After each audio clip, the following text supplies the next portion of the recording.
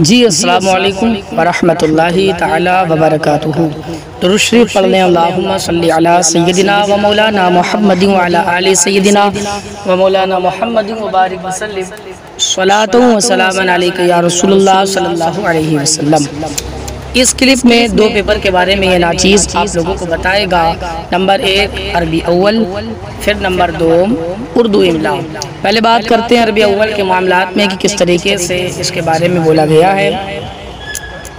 اس پرچے میں جہاں تک کہ بھی جتنے بھی اسباق آپ بچوں کے ہو چکے ہوں گے تو اس کو پورا آپ لوگوں کو جہاں تک کہ بھی سبق آپ کا پہنچا ہو تو پورا آموختے کے ساتھ بچوں کو وہیں تک کے یاد کروائیں۔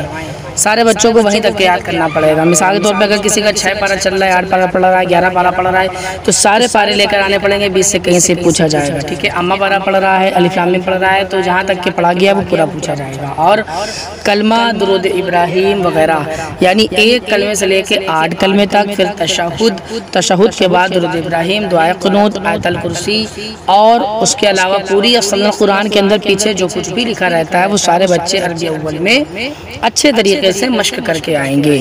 سمجھ لیجئے بات کو کہ جس طریقے سے بھی جہاں تک کہ بھی بچے کا سبق جس حال میں پہنچا ہو وہاں تک کہ عربی میں دیکھ کر سنا جائے گا۔ اورل ٹیسٹ، اورل پیپر ہوگا، اس کا اورل امتحان ہوگا، تحریری نہیں تقریری پروگرام ہوگا، تقریری امتحان ہوگا۔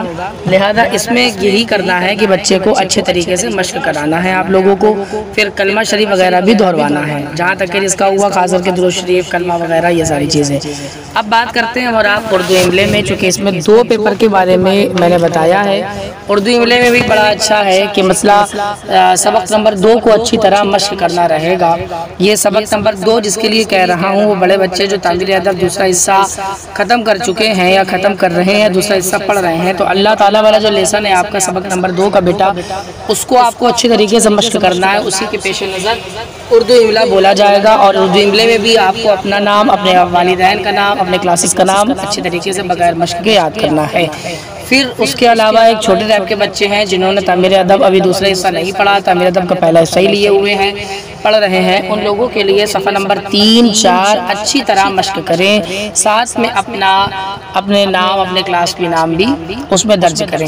یہ ہر حال میں بے حد ضروری ہے۔ جتنی بھی چیزیں میں نے آپ کو بتائی ہیں سبق نمبر 3 اور 4 پہلے حصے میں، وہ لوگ بھی اچھے طریقے سے ان الفاظوں کو مشق کریں، اور سبق نمبر 2 تعمیر ادب کا دوسرا حصہ بڑے بچوں کے لیے ہوگا۔